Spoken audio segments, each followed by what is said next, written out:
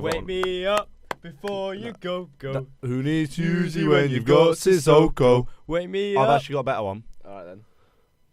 Luke Bird is a dancer. Ricky is the answer.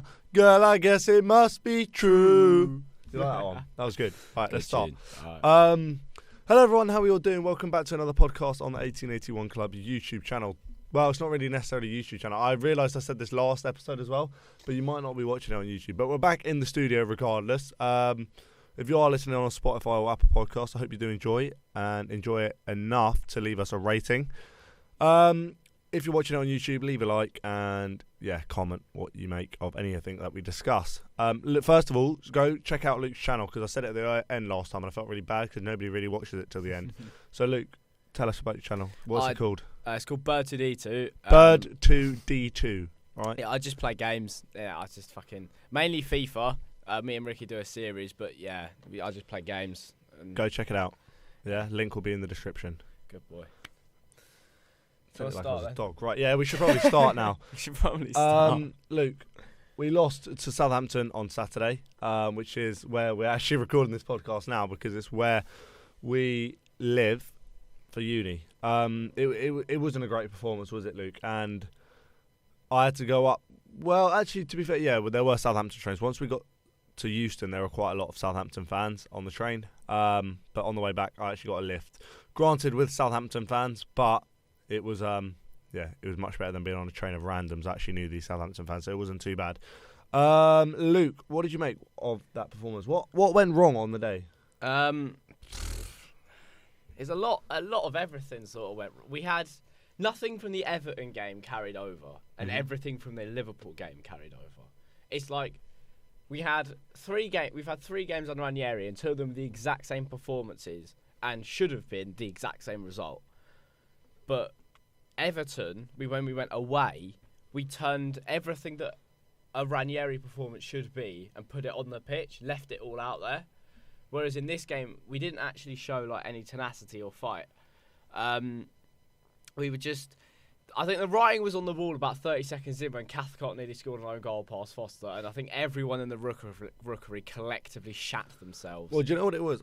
When that actually happened, I went, oh my God, you could hear it on my vlog. I went, oh my God. And then after, my dad went, nah, man, it's all good. He was so chill about it. I was like, how the hell were you so chilled about it? The thing is, if it was any other keeper and any other centre-back, both of them, if they were Bachmann and Troost-Ekong, for example, I'd know it wouldn't go in.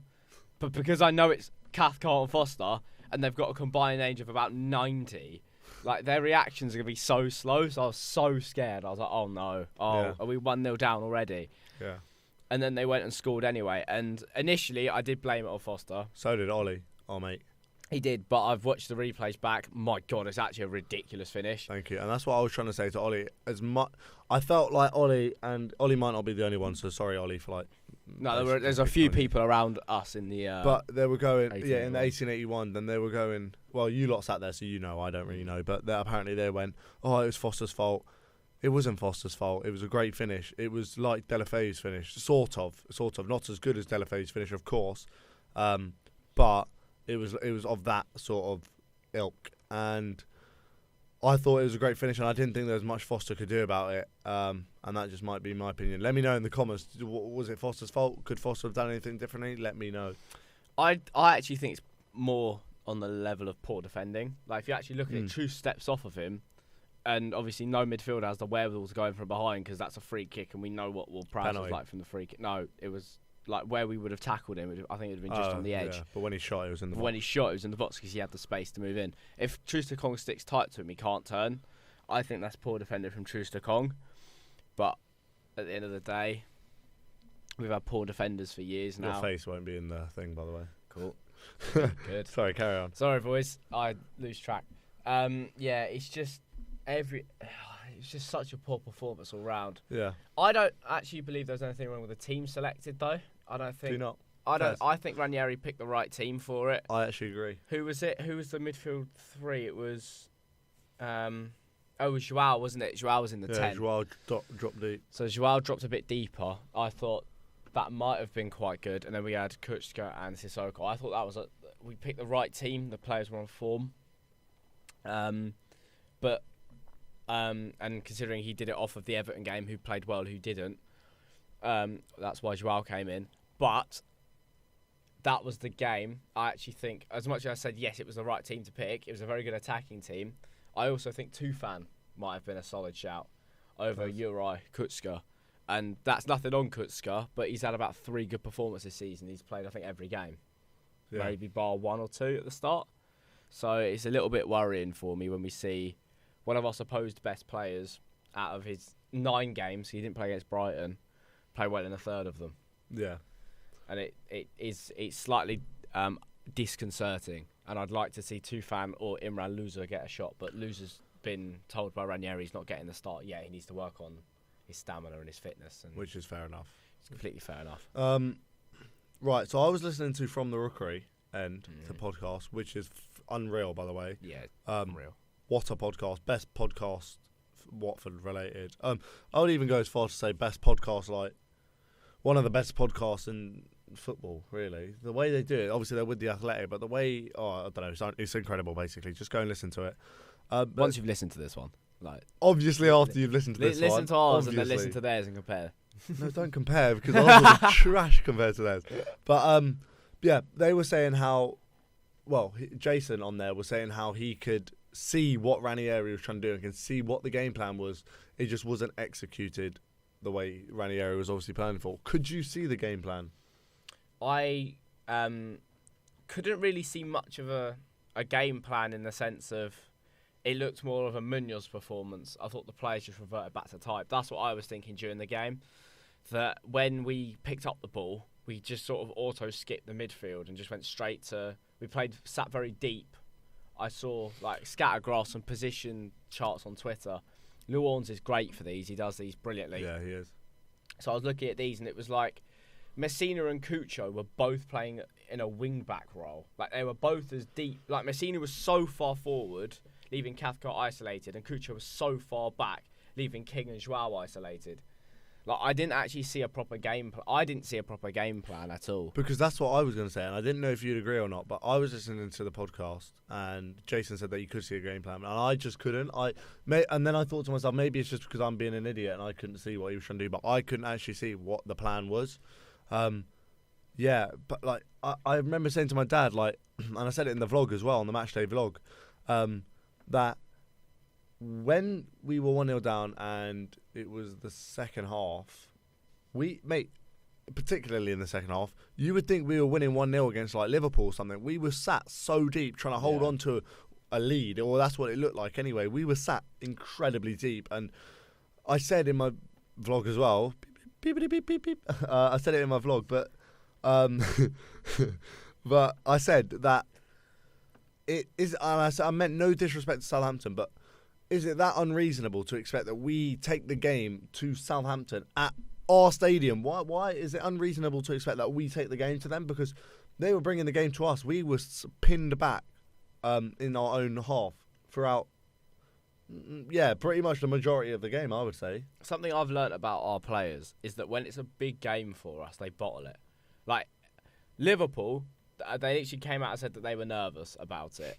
They came out as Ranieri said that. It translated the same. You can translate the same to Leeds, to Newcastle, to Wolves, and to Southampton, because they're all teams in and around us. Well, Liverpool aren't, but the other 4 there, Liverpool are just an incredible side. But then the other 4, like Leeds hadn't won, and they've only won once, I think, or maybe twice. I don't know if they won at the weekend, but as far as I know, they've only won once. Wolves have started. Leeds beat Norwich. They have won twice. Wolves have started to pick it up again a little bit, but they hadn't won before they played us. Newcastle still haven't won, and they've picked up a quarter of their points against us away as well. Like they were away from home. Yeah. Like, do you think it's down to confidence? And if so, like in terms of why we came out nervous and why we came out scared, is it down to low confidence? We shouldn't be having low confidence. But that's what I was going to say, because if you said, I was going to, but then where has that low confidence come from? Exactly. Because we beat Villa on the opening day. I would even go to say we did lose to Brighton. Oh, Brighton. Yeah, but Brighton are a very good side. But the thing is with the low confidence thing, we just put 5 past Everton. Yeah. The week before. Like, okay, we did concede 5 to Liverpool. But that's forgotten about. Expected. As soon as you beat Liverpool, as soon as you beat Everton 5-2. We stuck 5 past their neighbours. Like, yeah. There shouldn't have been low confidence. Yeah. But what that game did prove to me, and Ollie did say this to me, is that Josh King is very... When he has a point to prove, he'll bag goals upon goals upon goals. On Saturday against Southampton, he was trying still, but he wasn't getting in better positions. Right, when you see Sarr running down the right, for example, and aiming across towards McCarthy, it's just because he has no one to aim at in the box. Nobody else was in there. Nobody gambled. Nobody gambled on making a run, and also he didn't have the wherewithal to hold it up and either wait for support from Ngakia, or just try and do his man, or slow it down like he usually does. Like usually when he gets in that position, he slows it down and just waits. He didn't do that at the weekend, so his crossing was obviously coming under scrutiny from literally everyone in the 1881. Do you think that's because Salisu was there and he was absolutely unreal? And by the way, what a player! Fuck me. Yeah, he's incredible. Apparently, he's only 22 years old. He's got some future on his hands. But he's going to up at Liverpool. He's Van Dijk's replacement, isn't he? Potentially. But do you think that it's because of that? And he was sort of like, crap, Salisu's coming. I need to get this in ASAP before I get tackled or before. Yeah. I mean, he was always against Walker Peters as well. That's the thing. I know, but the way I saw it is Salisu literally had the pace to go left to right, to left to right, back front. Like he could be everywhere. He's so quick. He managed to cover 3 defenders at once. I know, it was incredible. Like we couldn't do anything. So it was a poor performance. But Salisu's their only standout player. I feel. I thought Che Adams, apart from his goal, which was brilliantly taken, I don't think he contributed much to their performance. He actually missed quite a few sitters. One for sure. Adam Armstrong didn't contribute much either. He missed a few sitters as well. Nathan Redmond had one of his 2 good games a year. Yeah. And my Ward-Prowse comment, I actually didn't see him do too much in the game. I thought Oriol Romeu was fantastic in the midfield. I thought he swept up quite well. Yeah, I thought he did as well. But not Sissoko, Ward-Prowse didn't do too much for me. Yeah. So I think my comment still stands. Great dead ball player, but not too great everywhere else. Fair. From last week. Fair. Yeah.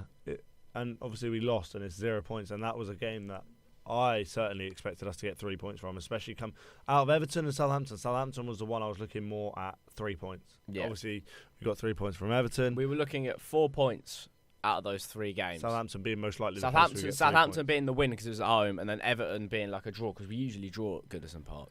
Yeah. Draw or lose, we usually do at Goodison Park. But we won, and then Southampton's our bogey team, I feel like. Having them just before our death run is never good. I was going to talk to you about that. Obviously, it would have been so beneficial to take 3 points before that horrific run starts, which starts on Sunday against Arsenal, but we lost. Do you think that our confidence will be affected by the loss, or do you think that they'll sort of just go, forget about it, we've got these games, next game, Arsenal, we've got this one coming up now, forget about that, or do you think the players' confidence will be affected by it? I think our players' confidence is affected anyway. Yeah. Like the reaction that everyone is having to the next 5 at least is very negative, and with good reason it's very negative because we've seen all the everyone's seen every performance this season, one way or another, either going to the games or getting a dodgy stream up, or if it's on telly, and it's just it's worrying.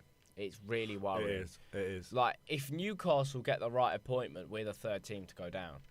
But they still haven't got a manager, so we needed a harsh run while they had Steve Bruce, and then we needed that more comforting run of Newcastle, Burnley, not Brentford, but like the teams that we can do, that we can beat or should have beaten, just as Newcastle haven't got their manager, and build up that gap at the right time. But because we've got the gap now, they have time to get a new manager in before January, while we're on our death run and probably going to pick up 1, maybe 2 points over the next 5 or 6 games. Yeah, like it's worrying, and we have to have a big performance. I don't mind if we lose a game as long as we play well, because that's a confidence boost. That, if anything, that like we've got Arsenal and United, 2 teams that are vulnerable. Arsenal have won. I think they've won back-to-back games, granted, and they did beat Leicester, which is fair enough. But they also drew to Brighton, and they've not. They only put one past Burnley and one past Norwich. If we look at those results, they can be very hit and miss. They can be very hit and miss, but and that's why. Can we. So we're more hit and miss than they are. But what I'm saying is that if we attack them and we go for them, they might crumble under the pressure. They might crumble because also the fact that they might be a bit complacent. Oh, it's only Watford, lads. We beat them usually. Little old Watford, eh? Little old Watford, who we share a training wall with. Yeah, separated by a bush. Anyway, you talked about Oriol Romeu sweeping up in midfield. What about Sissoko? He played pretty well. I thought against Southampton he was one of our better players. And he just dances. He just dances past players. He just flicks the ball so effervescently. It's beautiful the way he just picks up the ball and knows exactly where he's going. And he knows exactly where, he's too good for us. How have we got... We need to keep buying. I don't know if he is too good for us. No, he is. No, trust me. I don't know if he's too good for us. Ricky, if you look at the quality of our squad and then look at the quality of Moussa Sissoko, he is a rash on an arm. He's that bit of eczema you get in summer where it's so blatantly obvious it's there. His quality is... But I don't think it is obvious. I would say his quality is largely unmatched by the majority of the squad. I don't think it's obvious yet. I think it is. You say it's blatantly obvious. I don't think it is. Sarr, that's blatantly obvious. Are you saying Sissoko's as noticeable as Sarr? I would, in the sense of our midfield has been very weak this season. And he's come in and has shored it up a little bit. Not to the extent of we now have a solid midfield where we don't.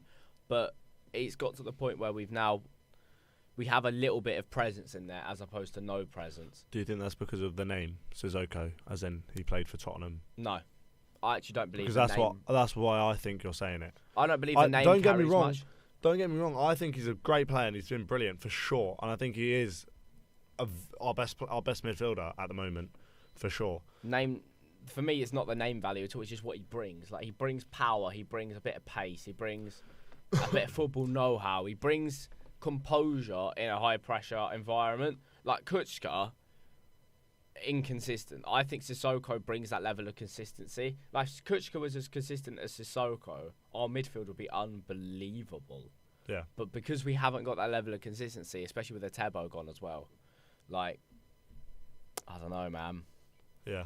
Fair. We need Sissoko is that presence and that consistent presence. And when Kuchka's got it on, those two are a brilliant duo. I just think there's a reason he wasn't good enough for Spurs.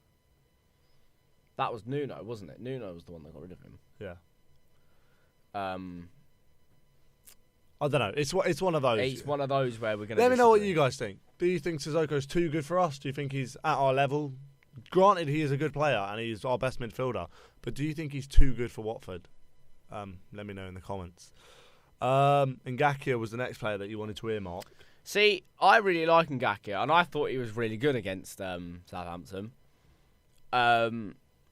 Because, I don't know, it's been a long time since the game happened, and I had no sleep the night before.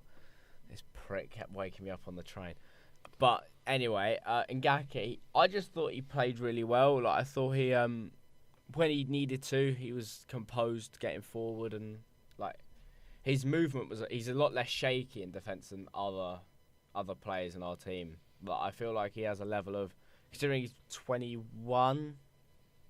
No idea. I can search out for you. He's a young boy, and he's very, very promising. 21.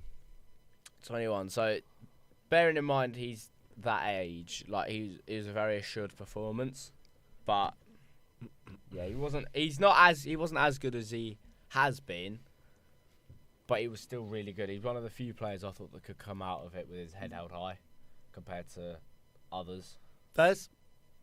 I think he got skinned, pretty much every time. I don't think he was. He's defo played better in other games. He didn't have his greatest performance against Southampton, I don't think. Whether that could be due to Ismailia Sarr not tracking back, and we'll come on to that in a second. But whether it could be due to Ismailia Sarr not helping him, maybe. See, that's why I cut him the benefit of the doubt.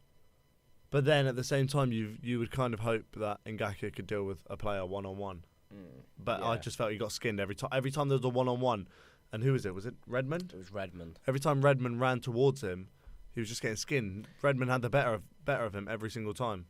It was also who was on. I think it was Adam Armstrong on that left-hand side. I think it was. He would come over, so as long as he's got two very small, quick attackers. But yeah, that's the thing. So. I just thought when it was one-on-one, forget about when Adam Armstrong's there. It's different. If Ismailia Sarr isn't helping out, what is he meant to do? But when it's one-on-one, when it was with just Redmond, I felt he should have been doing better, as opposed to getting skinned every single time. But that's just my opinion. Our defence. I want to talk about our defence before we quickly move on to Ismailia Sarr. How badly do I want Nkulu to start? Nkulu needs to start. I know he wasn't match fit, which is why he didn't. But it's so... Our defence has been a problem for years now. Years. We've had a championship defence since we went up, I would say, just. We've always had a championship defence.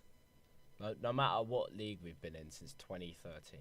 Oh yeah, no, that's what I mean. But like since we went up, we've had a championship defence in a league where it's not the championship. Yeah, completely agree. But we've had one or two good defenders, which has sometimes papered over the cracks. No, which has papered over. Yeah, it's not sometimes. It just has papered over. Like, I think obviously the Javi Gracia season stands out because of course it does. It's the anomaly. But in that season, like. Cabasele was really good. And we had Mariappa at the back. Maps was really good. And they papered over the cracks that Cathcart made. And we've still got Cathcart. And we haven't got Mariappa. I'm not saying Mariappa should have stayed or whatever, but I'm just saying we've still got Cathcart. I mean, I loved Maps, and if if we had to keep an older defender out of the two, Maps would have stayed for sure. That was just my when I saw him get released or let go at the end of his contract. I literally said I don't know who I was talking to at the time, but I said to them, we've got Dawson and Cathcart on the payroll still, and Maps is the one to go. It's like he's been at the club. He's one of our academy products, man. Like, you shouldn't be treating an academy product like that when you've got two defenders that either aren't good enough or just don't want to be there. Like, it's clear Craig Dawson did not want to be at Watford. Like, from the moment he got here, he's just. I think it's because he got a lot of stick.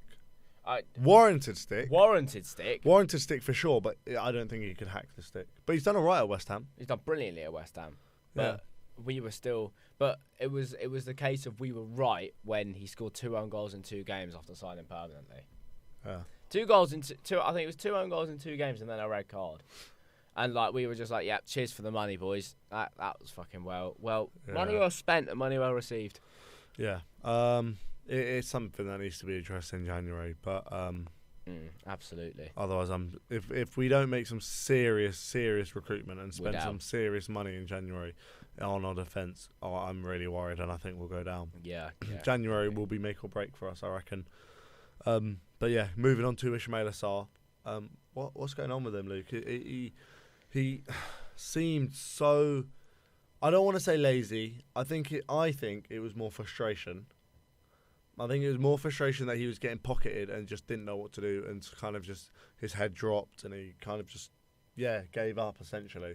I don't think it's laziness, but then it is laziness. Like, the laziness came from frustration. He just kind of thought, I can't be asked for this anymore. I can't be asked to try. What did you make of it? Do you know what frustrated me the most about the scenario was the fact that when he got hauled off last week, and Dennis came on, got a goal to assists, we were all like in the pub on Saturday morning. That's right, morning, because we're British and we drink in the mornings. Sambuca shots, you know. That's brutal. Christ. But yeah, we I think who was saying it? I think it was me and Alfie or me and Ollie were saying that he needs to grab his spots in contention now because Dennis was really good against Everton. Oh yeah. So that was the game where he actually needed to prove that he wants to be here. I don't think he wants to be in Watford anymore. I think that he really liked Munoz. I feel Munoz was the manager, one of the managers that got the best out of him. I feel like he was properly utilised. Yeah, I agree. I feel like a coach where he doesn't get what he wants, like Ivic, like Ranieri, that is tactically sound and overall better than an inexperienced one, means that Sarr doesn't get what he wants, and he therefore won't play as well, which does baffle me because you'd want to play well under Ranieri. You've seen what he does. His stature in the game is huge. Stature in the game is huge, and also he works well with pacey players, and Ismailia Sarr is that. Completely. Like, he'd be brilliant. Like, if he just... I say it again, but that one moment where Kyle Walker-Peters is... Like, Salisu nicked the ball and just giving it straight to Walker-Peters, and he's jogging. Kyle Walker-Peters is jogging forward, and Gakky's obviously marking Redmond, so he can't step out, and the two midfielders are occupied, so they can't step out. And Sarr is just solemnly walking. And if you're sat in the rookie, you'd have heard everyone just shout in unison, "Sarr, what are you doing?" Like, yeah, he's walking and he's not, like, the bafflement. It's just like if you're gonna be lazy, do it when the ball's on the other side of the pitch and you're trying to conserve energy, or like if you've just received the ball and are waiting for an option. That's when you're allowed to be lazy, because once there are options forward, then you can decide what to do. Don't be lazy when we're 1-0 down with about 7 minutes to go. And the one thing we need is the ball. And if you track back there, you put him under pressure, and that's when a midfielder can come in and sweep up. You can turn and run in the gap that's just been formed. And because we had King and Fletcher on at the time, if Salisu had to step out to cover, we'd have all of a sudden had a 4-on-3, because Sema would have been at the back stick as well, and that could have been a golden opportunity to score. Like, obviously, it's all hypotheticals, but hindsight is a wonderful thing. It is a wonderful thing, but at the end of the day, it's all about that, though. You need to. The way Ranieri's system works as well is you've got to put effort in. You've got to work hard. If one person doesn't work hard, the whole thing just collapses. So we have to work for each other. You need to work for each other, and that's why I think. I don't know. Do you think he'll be off in January? I think he's off in January. In January or at the end of the season? Depends on what Newcastle do. I think he'll be off at the end of the season. I think he'll stay in January just because Watford won't sell him. And no, do you know what it is? A little part of me thinks, what if he goes? Oh, I really don't want to be here. In which case, we kind of have to sell him, because if he stays, what's the point of having him? He's just not going to do much, is he? I think we get rid of it in January. But I genuinely think the reason we get rid of it in January, Saudi tax and mid-season tax. Like, the amount we could get for Sarr mid-season, and there'll be, if, say, Eddie Howe comes in and goes, right, my first person I want on the team sheet, other than Sam Maximan, is Ismailia Sarr. And they say, right, you can spend whatever you want on him. Watford put a price tag of 80 to 100 million on him. Obviously, hypotheticals, and he's not worth that much. But say we did put that on him, and Newcastle paid it. Oh my God! What could we do with that money? Like £80 million. What could we do with that money? What would we do with that money? Because what would we do is we would spend £18.5 million on Andre Gray's contract and spend £12 million on success again. What we should do with that money is reinvest completely in the defence. But then what? Like, be without Sarr? I'd rather have a better defence than Ismail. No, Sarr. for sure. But we have money. Yeah. To spend on a defence without selling Sarr, for sure. Then why haven't we? Because they just haven't seen it as a priority. They haven't seen it as a priority, and they've only recently come out and said, in January, defence is our priority. They've only just said that. It's taken them 6 years. Which is why we haven't. Don't get me wrong, we should have. And the reason that we haven't is because it's not because we don't have the money. We do have the money. Because if we've got money to be spending 18.5 on Andre Gray, we have. Do you know what? If we spent double that, you could get two decent defenders. Two really decent defenders. If we spent about 36 mil. 35 mil. No, you get 3 good defenders in for that, I'd say. Yeah. Depending on the nation.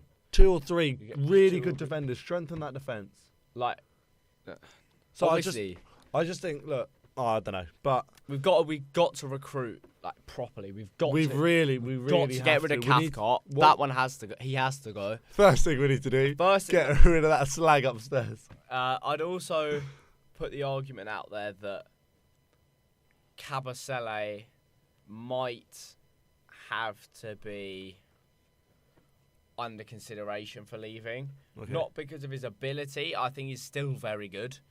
But the fact that he's not playing, and I think he's injured at the moment.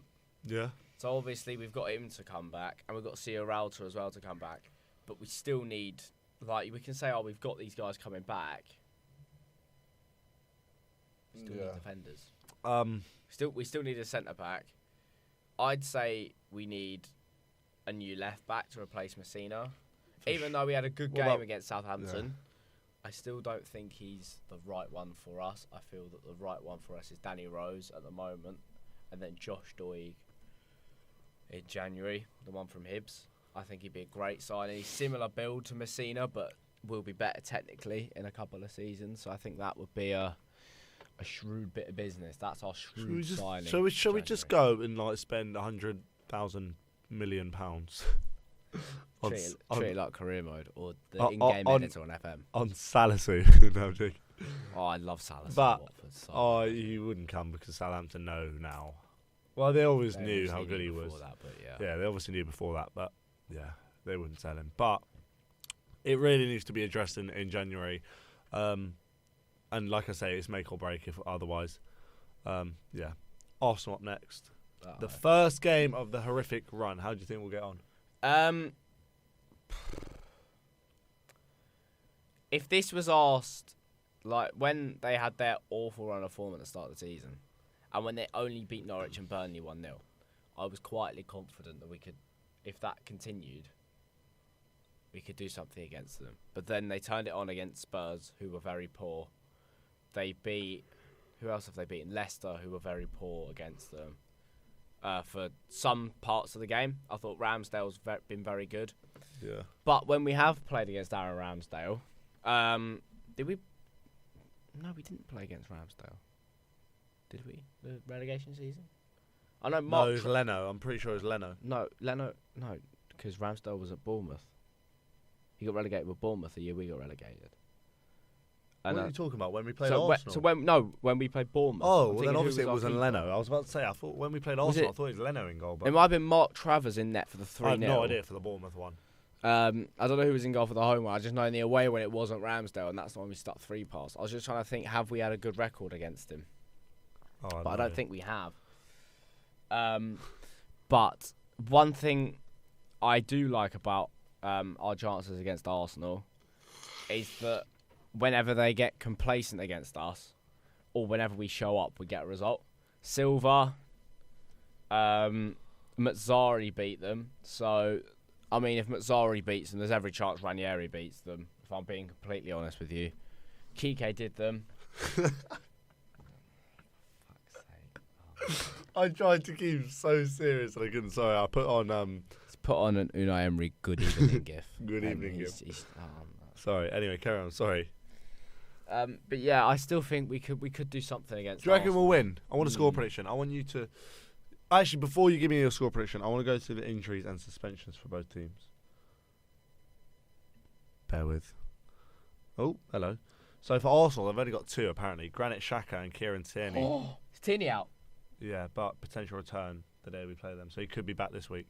I doubt it. Oh, that's amazing. That's amazing. Tierney, I'd say, is their best defender. So hopefully. Fuck you, Ben White, prick. Sorry. No, I just don't think it's worth it. But yeah, Tierney's their best defender. And who have they got? I don't know who their left back is now. I think it's Tavares. Don't know if he's been any good.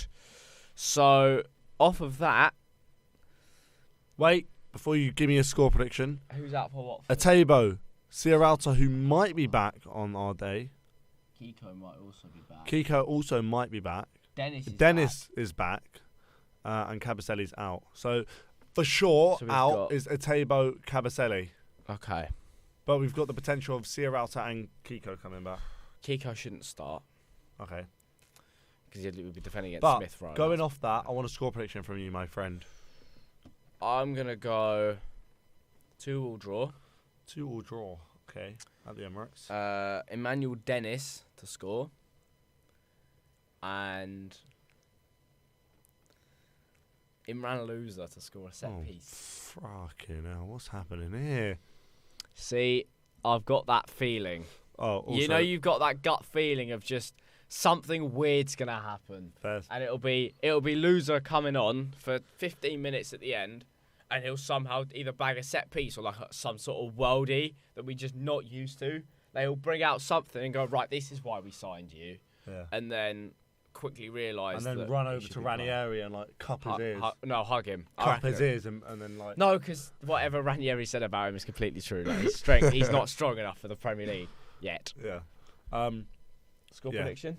I'm gonna go 7-0 Watford. No, I'm joking. Jesus fucking Christ. I'm joking. But before I give you my score prediction, another player that's out is, I assume, will be out. João Pedro.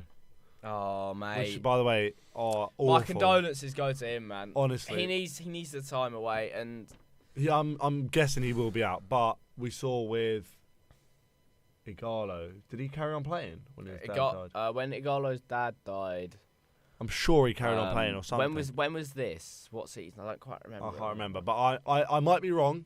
But I'm pretty sure he carried on playing. But I don't think João Pedro would. I don't think João will because he's only like. And understandably as well. No, completely understandable. He needs. He's very young as well. He's 20. He's 20. He's my your age. Like it's like if you lost. Allow Big Tony. Allow Big Tony. Why? Love Big Tony, but it's like if that happened and you were a professional footballer. Oh mate, I'd crumble. You take time off as well, wouldn't you? Oh, for sure. I'll take time off any job. I'll be gone.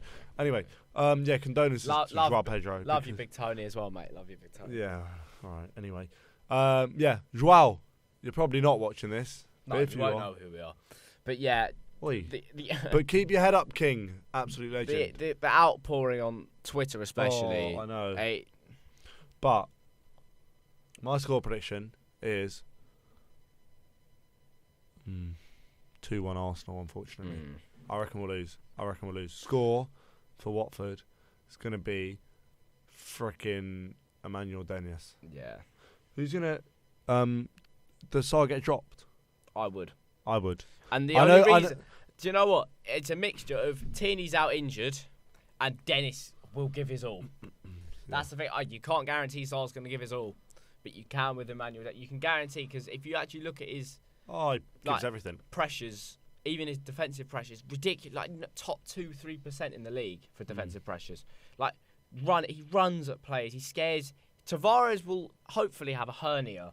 The amount of times he's been turned into fucking face him, his hips are going to be gone. But I'd love to see Emmanuel Dennis start on that right hand side. I'd love to see Cucho get one or maybe two more chances before he gets dropped. But he needs a full 90 because when he has a full 90, he's a lot better than when he only has 45.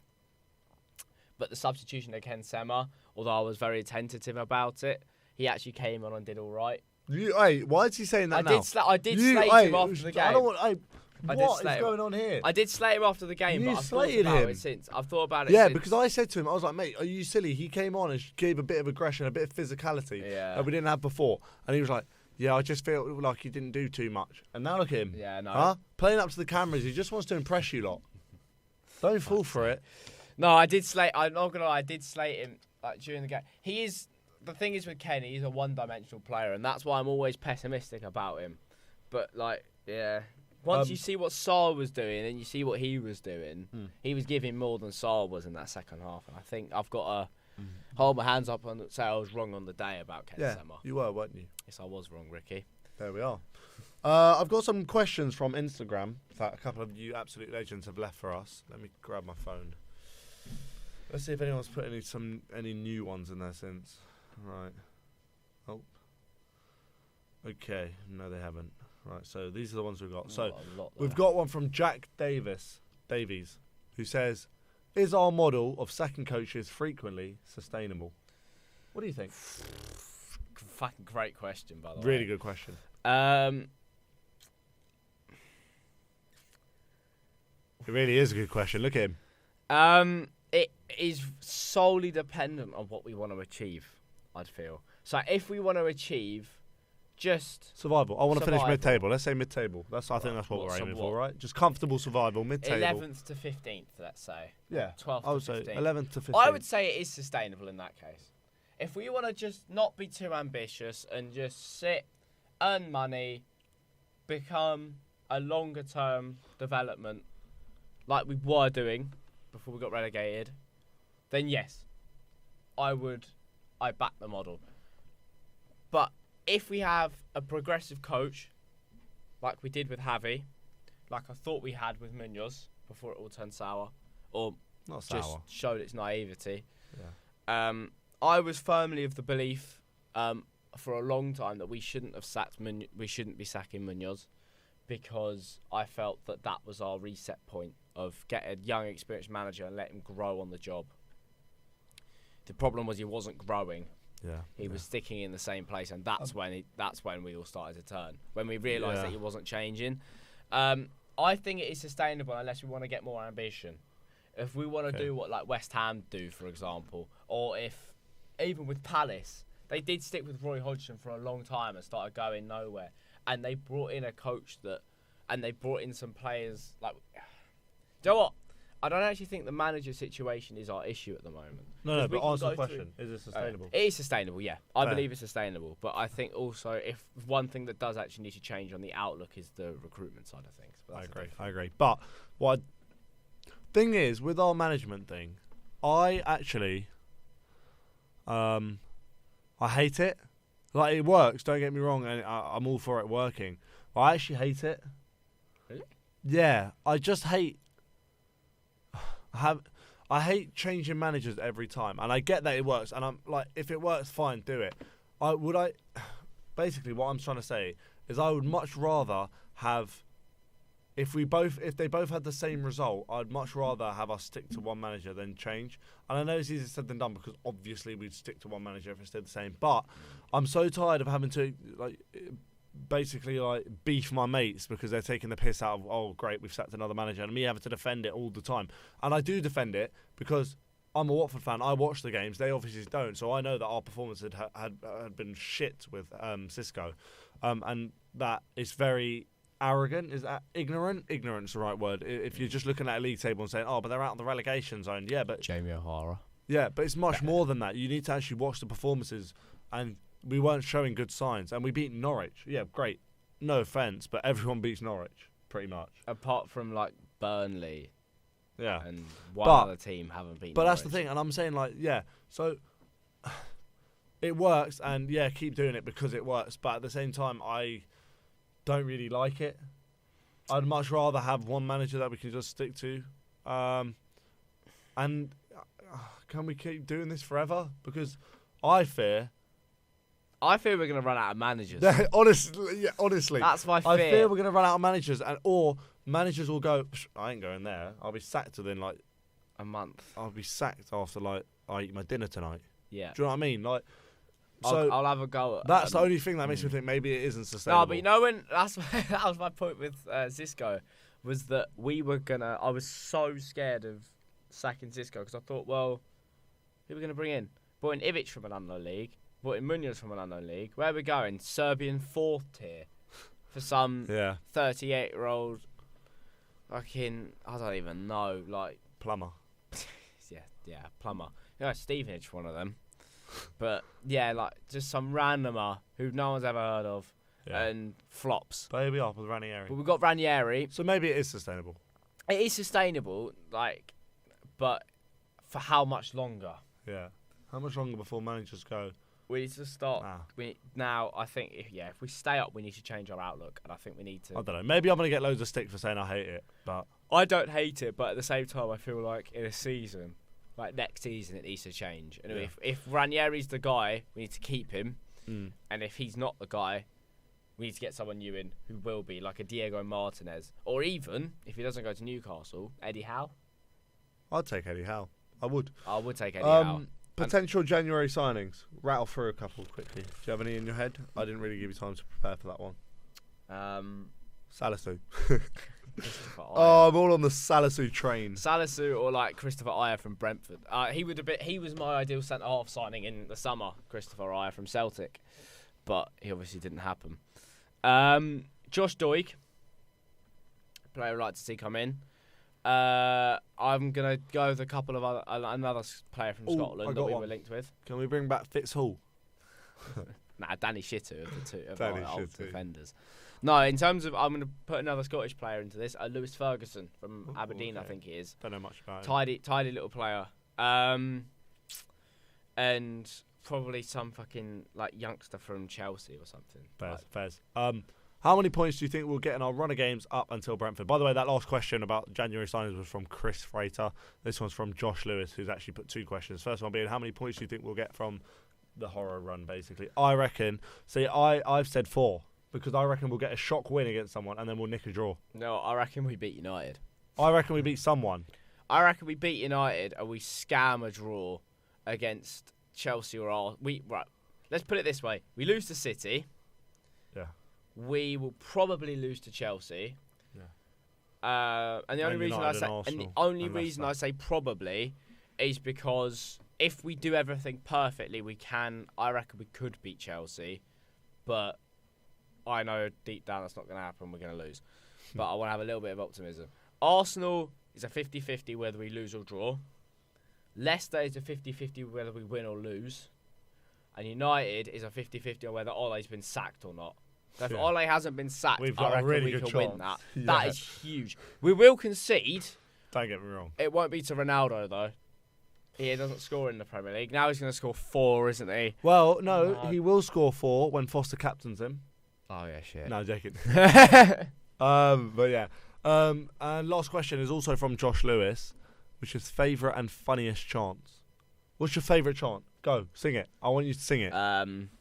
Okay. It's my favourite chant. I don't like the player, but I love his chant. Oh, no. Oh. Sing them both. Sing them both.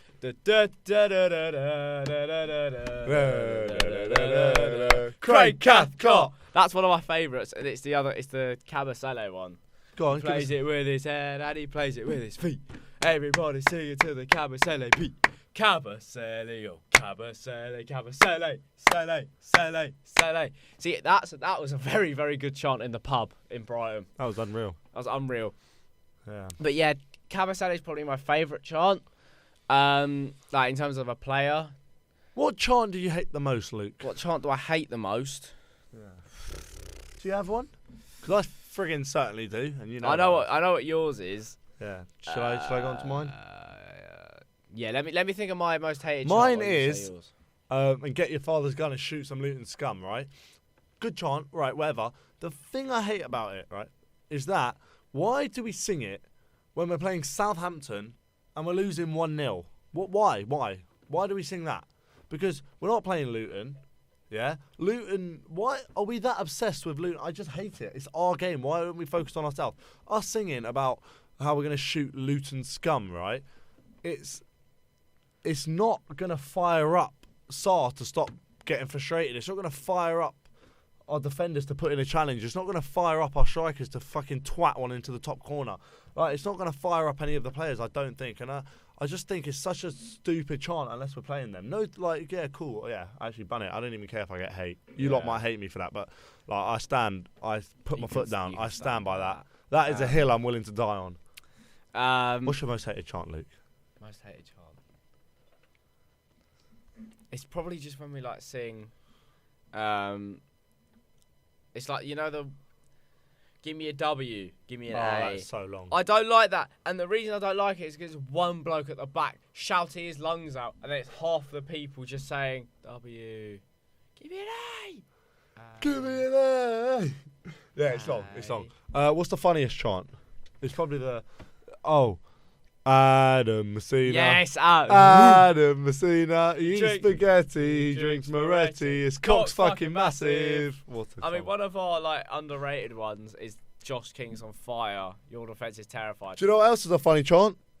And through it, he offers us protection. A lot of blocks and aggression. And Kulu. I'm loving Cathcart instead. What a tune, That's a tune. Can we get that going in the Rookery? We need to try. Or the family stand? I don't think I've ever heard the family stand sing. I've actually heard them sing more than Elton John. To be fair, I say that, right? No disrespect to the family stand, because I actually don't hear chanting where I sit, which is like in the Rookery, RS6. Oh, so you're middle. Middle, yeah. Behind the goal. More to the left, but middle, yeah. Yeah. But anyway, guys, I'm going to wrap up the podcast here. We've actually done it all. We've done it all. Anything else you want to say? No. All right. That's good. Sound. Guys, cheers for watching or listening, depending on what you're doing. If you're watching on YouTube, make sure to leave a like and subscribe if you haven't done so already. And make sure you leave a comment. Let us know what you disagree with or agree with or just like... By the way, you know we've been going gym. Do you think he looks hench? No. I do. I think he looks hot. Anyway. Jesus Christ. Yep, here we go. Yeah, that's cool. Yeah, guys, if you're listening on Apple Podcasts or Spotify or wherever you get your podcast from, leave a good rating. Be that. Like, it costs you nothing. Why wouldn't you do it? And I will catch you in the Arsenal vlog on Sunday. See you there. Bye. Yes! Yes! Yeah, I see what you mean with the Luton one. I just love the chant in general. That's why I don't hate it. I hate it.